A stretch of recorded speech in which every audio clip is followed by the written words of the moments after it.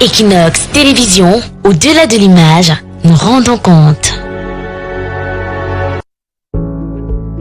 7 conseils pour se protéger contre le nouveau coronavirus. 1. Lavez-vous régulièrement les mains à l'eau et au savon ou à l'aide d'un gel hydroalcoolique. 2. Vous ressentez l'envie de tousser ou d'éternuer?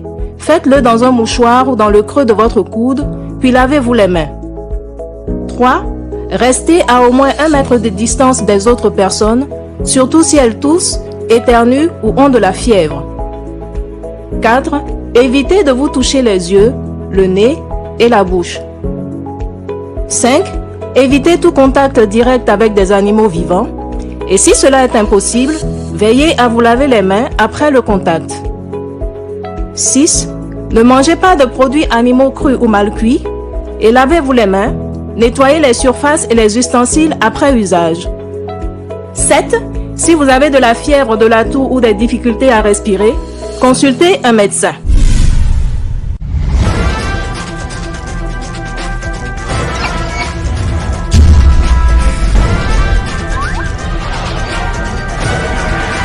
Equinox Télévision, au-delà de l'image, nous rendons compte.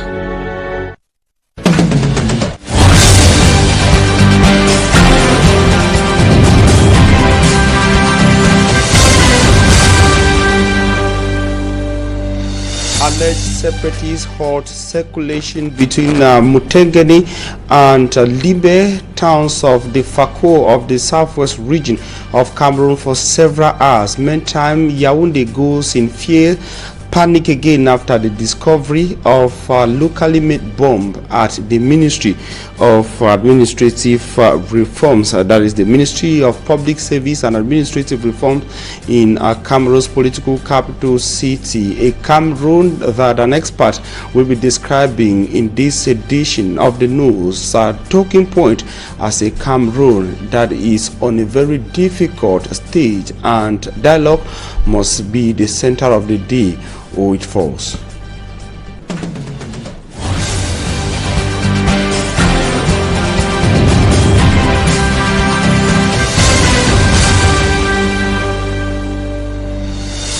Ladies and gentlemen, you are on to the primetime newscast on Equinox Television. We are live from Equinox Central News Desk in Douala, Cameroon's economic capital city.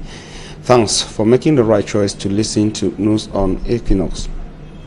Yaoundé, Cameroon goes panicking today after the discovery of a locally fabricated or locally made bomb or an explosive. It was discovered and neutralized at the Ministry of Public Service and Administrative Reforms in the heart of the city of Yaoundé. This also led to the coming onto the scene of the incident of security men. On the site, they worked harder to neutralize the bomb discovered.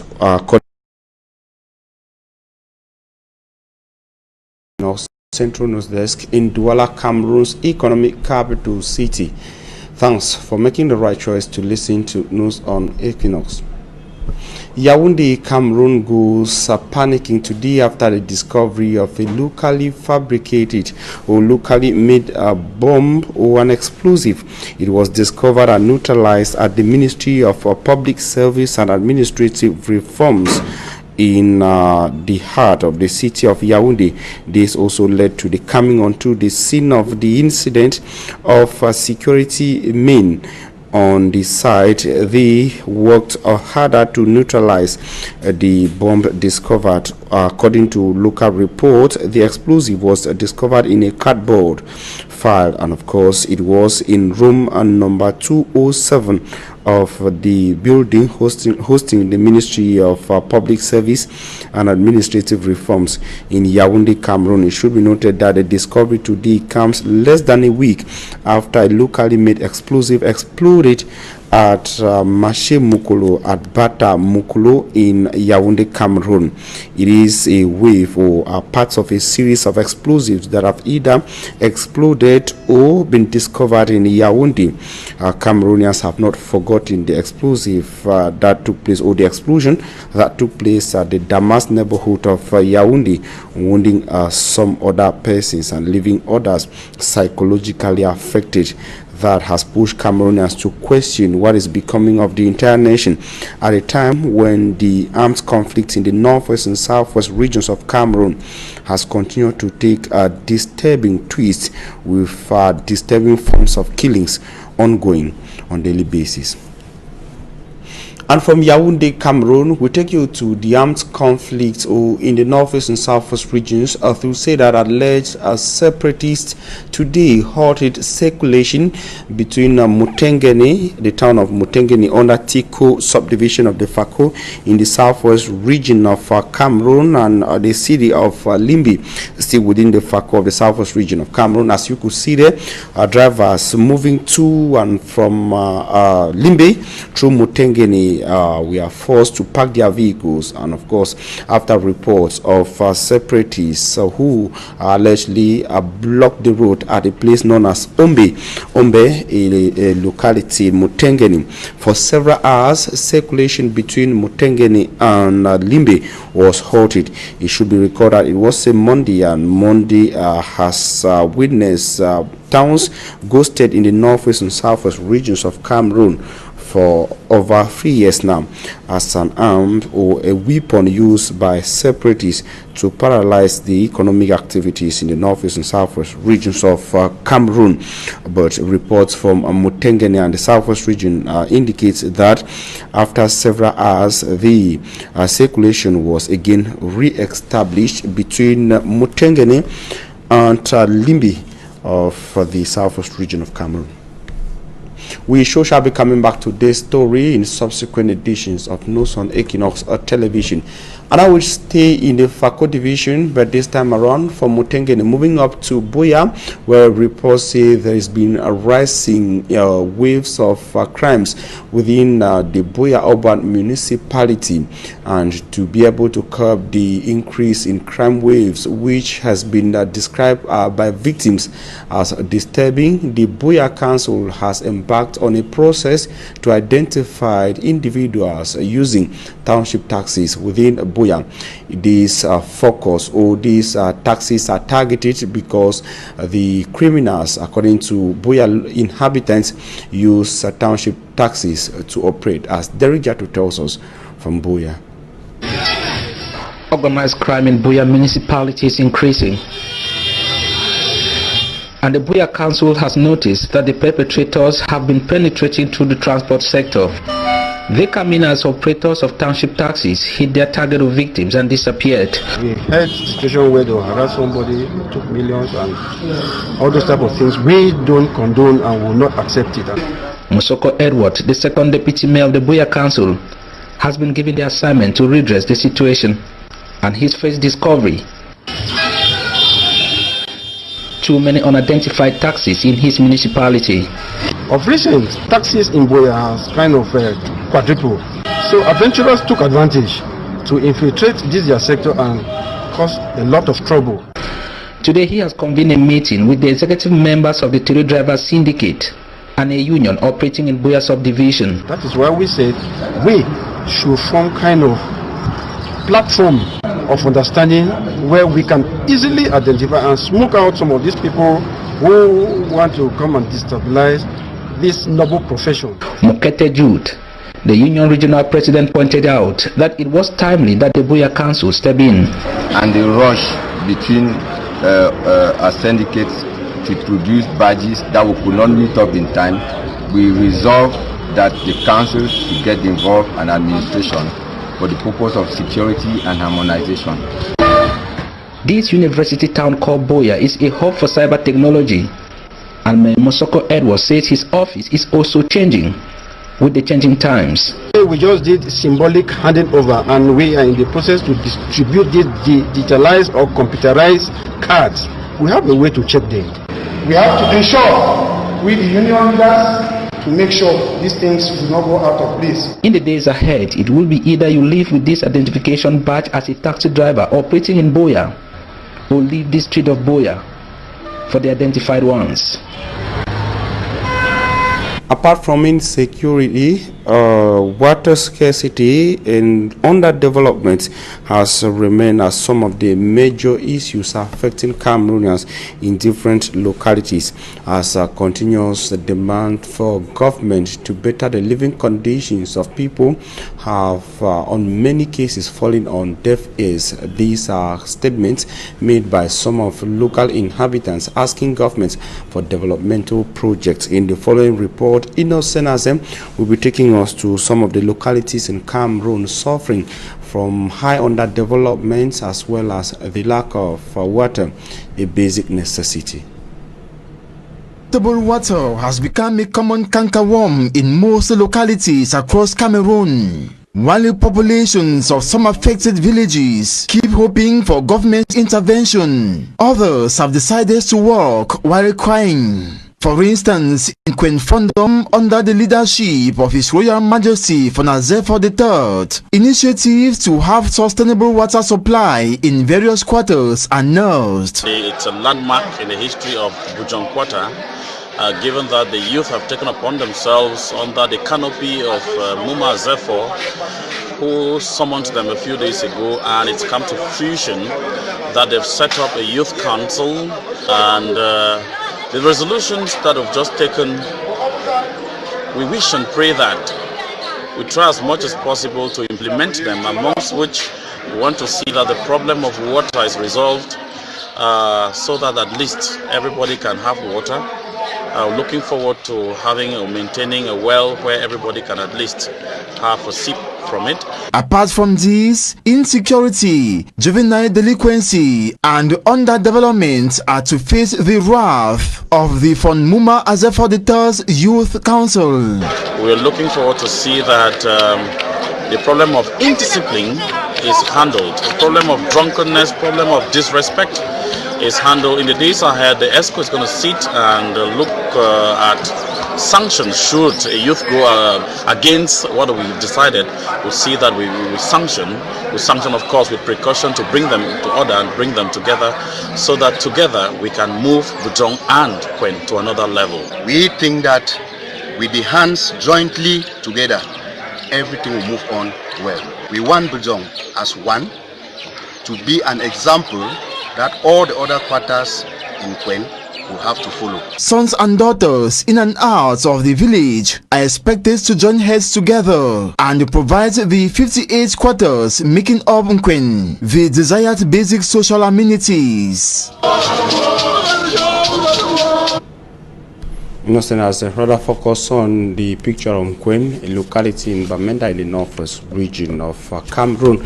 Meantime, our reporter Smart Njikan Gabriel will be taking us to Sanchu, a locality in the Menua division of the west region of Cameroon, to tell you how inhabitants and locals are urging the government to help them give portable drinking water and other developmental challenges. They say they have barely been abandoned by the government of Cameroon. His report. Inhabitants of Sancho in the Menua division of the West region use water from the well in drinking, washing of plates and dresses. It is a situation they have been into for several years now. We are suffering because of water. We don't have tap there. We only use but well. Even drink it, of which is not normal to drink well. So we wonder they should help us to provide us a tap so that we can manage. So there is too much sick here because of the water. The population of Sancho are calling on the government to come to their rescue. The government, we are begging you people to please help us. We don't have water here. Our problem is drinking water, water to bathe, wash dresses. So we have little children around, so they cannot drink well water to provide us tap water so that we can be using it, so that the children will not be sick, because there are too much sickness for malaria, typhoid because of water. As the population continue to wait, the mayor of Sancho Council reassures. Sancho has this water crisis for several years now. Boreholes can't work effectively because of electricity supply is poor. After we insisted, FECOM has finally looked on our problem. They have given us 251 million francs CFA for the water project. We are now in talks with Kamer Water. Let's continue observing the measures put in place by the government. Sensitization has taken another twist in Sancho as the country continues to preach against the deadly effect of the coronavirus. Or any other person. Notwithstanding the ongoing sensitization in public places, particularly the markets, many are without their face mask. Before, all of us were putting it on. Look at the town, no one is putting on a face mask again. Mine is here. Before, gendarmes were behind us and we were putting it on. Me putting it on won't change anything. I have a mask. When we are breathing, we eject carbon dioxide and taking oxygen. But now, when I breathe out, I receive the same air. That will kill us. In the last ministerial meeting on the follow-up of the spread of the virus in the country, Chief Dr. Joseph Jongute gave strict instructions that Cameroonians must put on face masks in public places. And Cameroon's Minister of Housing and Urban Development, Celestin Kechakutes, has expressed satisfaction with the ongoing works carried out in public works carried out in Ngaoundéré, chief town of the Adama region of Cameroon. During her 2-day visit to Ngaoundéré, Minister Celestin Kechakutes went around town to see for herself the state of road and low-cost houses so far under construction in that part of the Grand Nord region of Cameroon. She then appreciated the effort made by MES in Ngaoundéré, though she thinks a lot more has to be done. Take a listen to Celestin Kechakutes in this extract selected by Immaculate Fogwe. I'm very happy to see that the low-cost housing are there. I went to see Minji Regional Delegation, newly built. We have a wonderful building, 92 office, so we can support to have other administration to make sure that this building will be alive. So I'm happy to be here, happy to visit all these urban roads and to see that the mayor is doing his own, because the development will be from the local. So when the local and the national put hands together, the development will be true. And I'm happy to see what the mayor actually are doing. And when back to Yaoundé, I will support the work that is doing on the ground to make sure that we fulfill the wish of the President of the Republic to modernize our city. You listened to Cameroon's Minister of Housing and Urban Development, Madame Celestin Kechakutes. She was speaking in Ngaoundéré, chief town of the Adama region of Cameroon.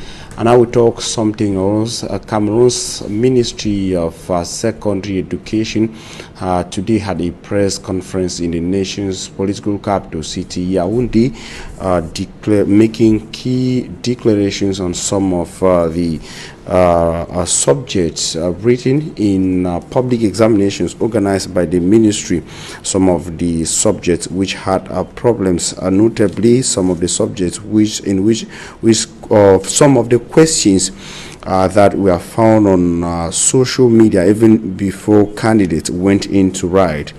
It, however, remains uncertain how the papers and the examination questions of the subjects concerned managed to find themselves on social media.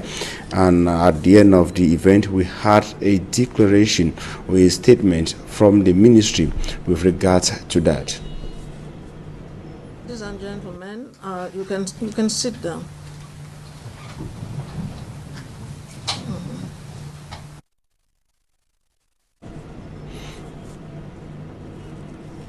Here this afternoon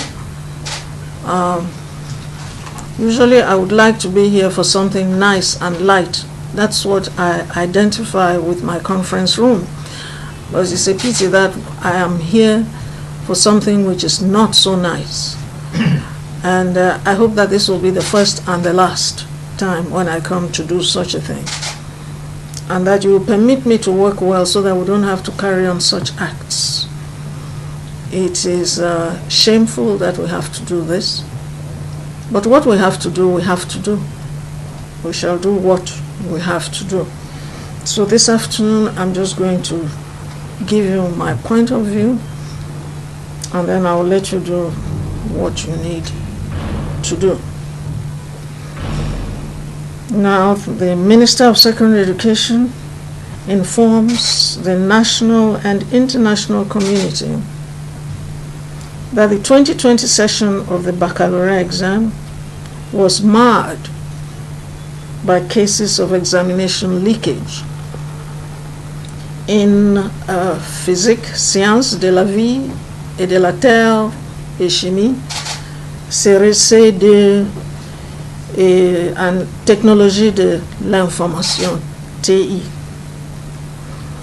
After consultation with the Prime Minister, head of government, and upon his instruction, the minister cancelled and rescheduled the contested papers. To shed more light on this leakage, the Minister of Secondary Education set up an administrative commission of inquiry by decision number 275/20/Minesec/CAB of 28th July 2020, comprising senior officials of the Ministry of Secondary Education. This commission was chaired by the Secretary General of the said ministry, Professor Fabian Kot. The Administrative Commission of Inquiry carried out its work from 28th July to 17th August 2020. As part of its work, it received assistance from the following bodies: the Judicial Police Department, the National Anti-Corruption Commission, CONAC, and the National Agency for Information and Communication Technologies, ANTIC. From the findings of its report, it emerges that the source of the leakage of the examinations has been identified and those responsible ascertained. On this basis, provisional measures have been taken, suspending the culprits. The Director of the Office of Baccalaureate du Cameroon, Mr. Roger Etienne Minkulu, has been instructed to ensure the full application of the measures taken. The culprits will be handed over to the competent services of the state to answer for their obnoxious offenses. The Minister of Secondary Education seizes this opportunity to acknowledge the frank collaboration she has enjoyed from the Secretary of State, Mr. Bayola Boniface, in the management of this file. She congratulates the Secretary General of Minesec, the Chairperson of the Administrative Commission of Inquiry, and all the members of this commission for the work done. Was Minister Nalova Lyonga, Cameroon's Minister of Secondary Education, making a declaration on some of the leakages observed during the written part of some official examinations organized by her ministry, both in the French and English subsystems of education in Cameroon. Ladies and gentlemen, coming up is Talking Point.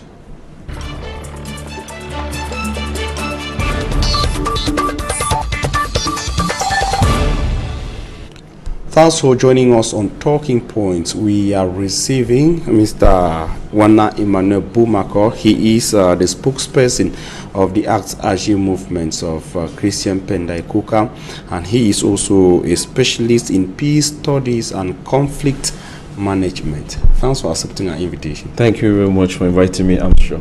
It's actually the first time I'm having you on site. Yes, it's a pleasure for me being here to discuss about the issues concerning our country.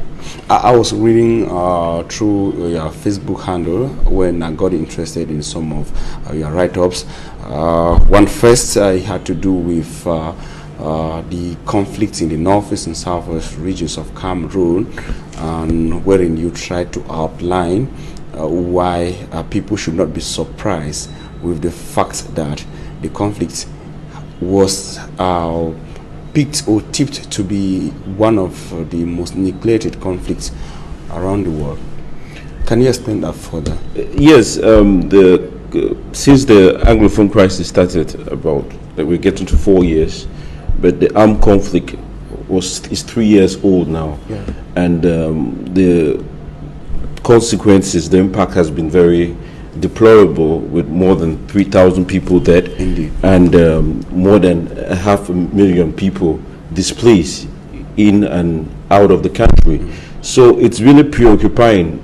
Normally when an international crisis happens like that, it calls for international concern, because they want to curb and assuage the humanitarian of that magnitude. Yes, the humanitarian disaster. Yes, because it can spill over to other countries in the region, and it can destabilize the region. So we live in a global village today, where when something happens in one country, it affects the other people, because many people trade from different countries. We are in a digital economy, and people are working from distant places and one trading there. So a global, when something's happening, village. when there's a humanitarian crisis happening, the international community is very concerned and wants to see how this crisis can be ended. But we have noticed that it has not been the case with the Cameroon, the Anglophone crisis since it started. There has been some neglect, and the Norwegian Refugee Council reported that Cameroon is one of the Anglophone crisis. Cameroon is one of the most neglected, neglected crisis in the world, humanitarian crisis, for the second year in a row. Imagine with over 3,000 persons killed, as you indicated, and over 500,000 displaced.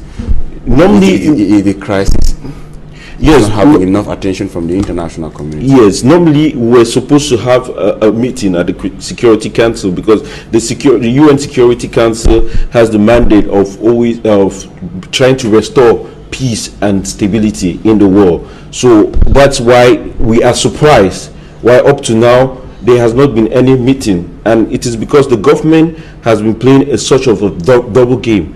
What they are trying to do is to respond to the needs of the international community, and not to respond to the crisis, that is to the needs of the people, to solve the crisis and to make sure that there's an inclusive dialogue where there can be a sustainable peace in the country. They have not succeeded to do that, and many people are asking themselves what is really going on. We have seen how the crisis has escalated onto people. I don't know why people are surprised that like last week we saw the video of a woman who was slaughtered on the road, and people think that it's something unusual, but these are things that people have been living in the northwest and southwest regions for the past 3 years now, and it was enough to draw the full attention of the international community. Yes, the international community has not yet been concerned, because we have not seen the international community holding sanctions against the regime, because the government, the Biya regime, has the responsibility to protect its people, and when it fails to do that, the international community has, in one way or the other, need to come and constrain the government to hold a talk to solve the country, the conflict politically, so that there cannot be any violence. But we see that the conflict is now escalating to a point where things will get worse, because yes, because conflicts have a sequence. They have a sequence. It's just like a patient. When a patient is diagnosed with cancer, and when you go and you don't take care of the issue immediately, it gets to the next stage. Yes, you become worse. It's just like conflicts are also like that. Once a patient is diagnosed with cancer and you give him a treatment of malaria, it's not going to make his situation better. It's going to instead be worse. So that's why the measures that the government has taken since this crisis started 4 years ago has only aggravated the conflict. We have left from stage 1 to we are about stage 5 now. That stage 5 is where there's war and violence, and when we are in a war zone, anything can happen. It's already a war economy where people benefit now from violence, and we are expecting war crimes from both sides, that is from the military and the separatists. We are expecting genocide, ethnic cleansing. These are things that happen when we are in this kind of national conflict, which is internal conflict. With your knowledge of conflict management, you before making this important development, you made a point that people were shocked. You are surprised that people were shocked with the images we saw from Muyuka, but that is what has been the talk of the order of the day in the northwest and southwest regions of Cameroon. Probably that of Muyuka came to the limelight, but we've had such cases in north and south. That was what you said. And now we are having these things we've not had, or at least we did not have at the start of this conflict, say late 2016, early 2017, and all through. But do you, with your knowledge, have reasons to conclude that as days go by, as the conflict worsens, the attention of the international community paradoxically is diminishing? It's because I won't say from a journalist perspective. We sometime in 2019 or 2018 we had like repeated statements from the US, from the UN, from the European Union. At least nothing from the African Union, from members of the US Congress, from statements from key people, things which we no longer have at this stage of the conflict, whereas the situation, the acts we see are just so horrible. That's why when the conflict begins, you need to know the actors, the key actors who are at stake.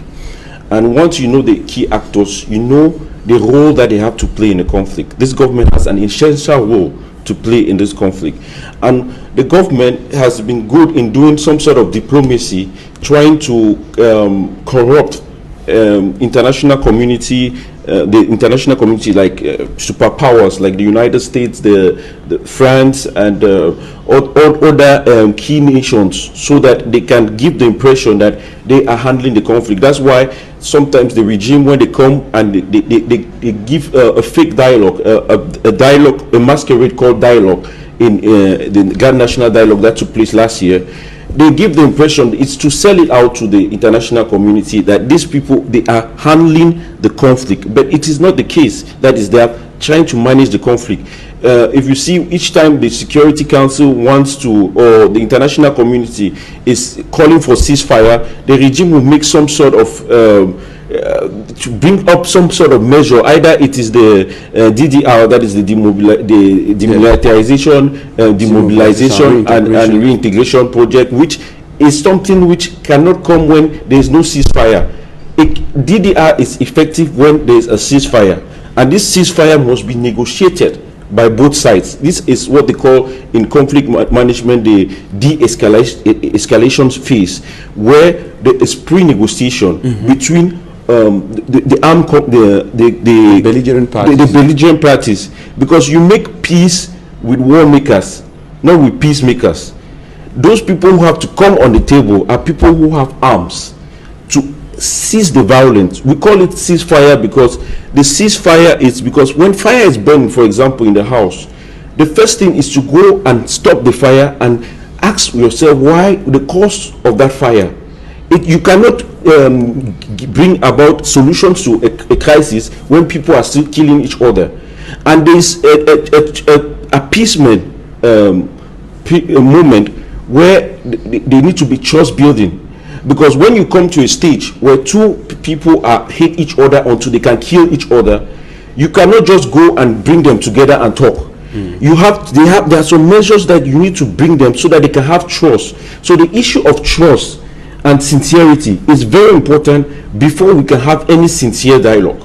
So if the regime is playing a game, because now they are the reconstruction phase, they are selling to the international community that the conflict in the Northwest has ended and they are now doing reconstruction. But we are seeing that things are not so better off in the field, in the ground, because people are still dying. And when they say there's reconstruction, it means that the international community, they are there for their own interest. That is, all these international actors, they are there for their interest. They are not there for basically for the Cameroonians. Now, if the government, you are making a very important developments in there. Now, I just want to get something clear too before as we proceed.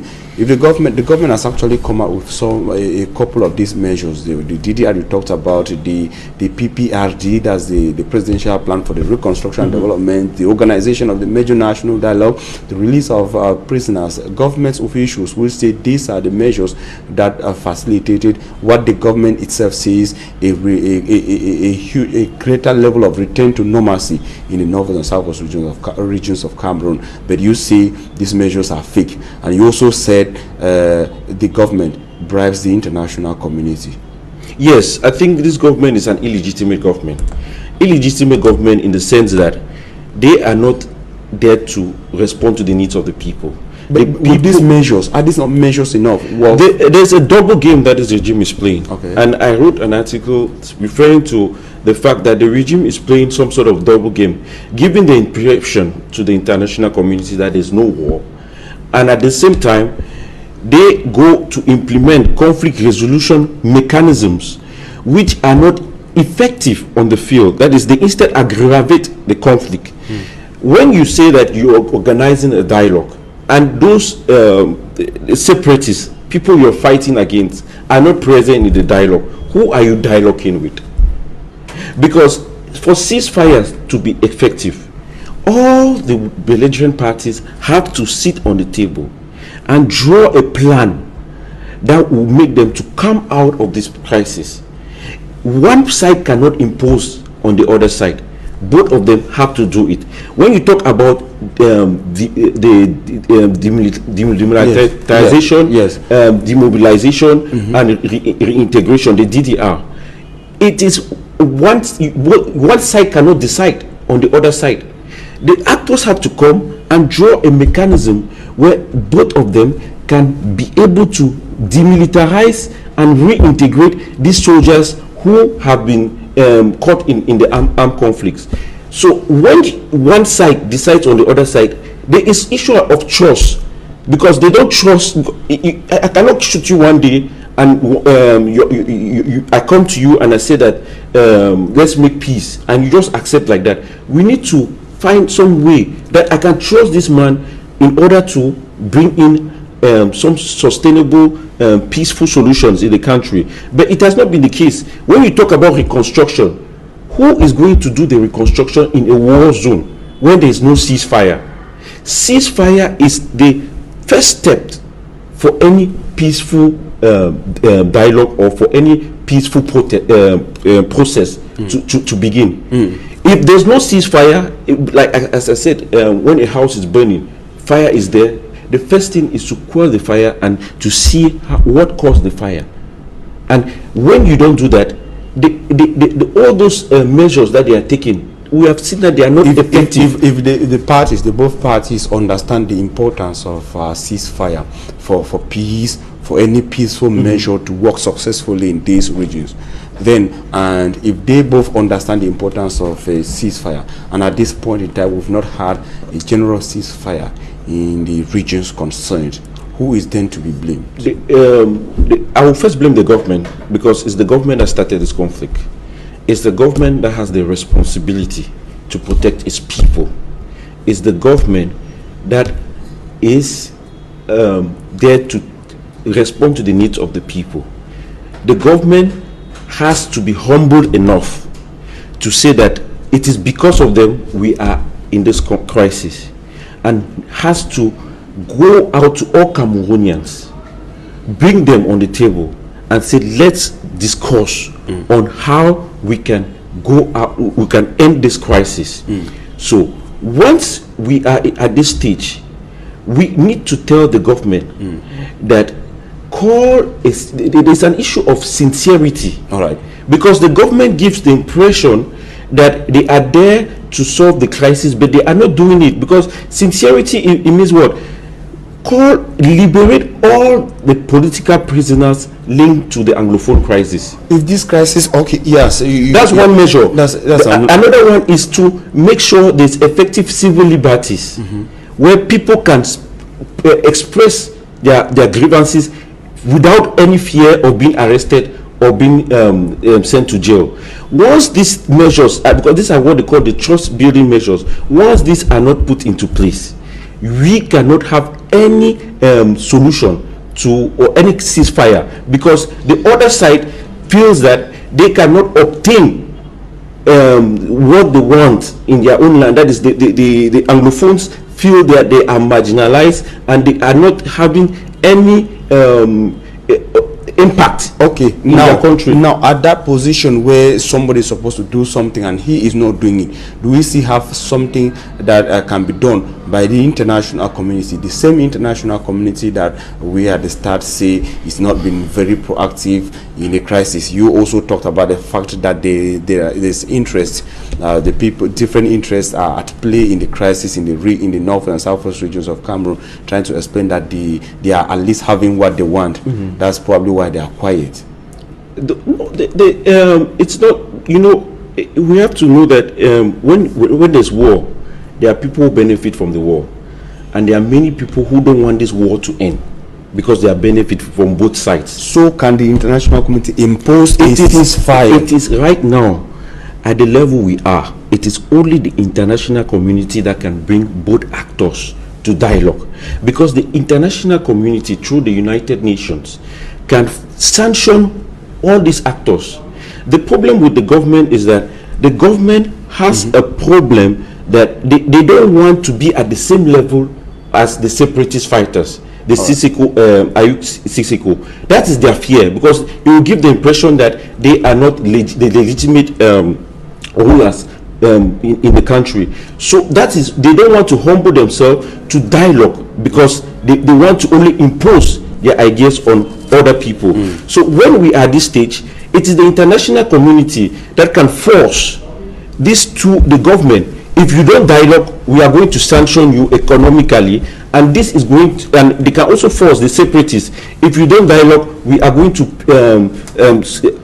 hold all those that is the activists in other countries who are in Europe and in the United States. So the international community has a greater role to play, because at this point we cannot even hold a dialogue in Cameroon. It must be in a neutral ground because of the matter of trust. And if we cannot do that in Cameroon, one nation, either the United States, even France or Britain or the United Nations, can come and now demand that these two actors should come and dialogue on the table. Thanks very much, Mr. Wana Emmanuel Boumako. You are a specialist in peace studies and conflict management, and the spokesperson of ACT-AG, Movement of Christian Pendaikoka. Yes. We are very grateful. It was an interesting chat. Yeah, thank you very much. Ladies and gentlemen, to you, we say thank very much for your kind attention. Stay with Equinox Television. Interesting programs continue.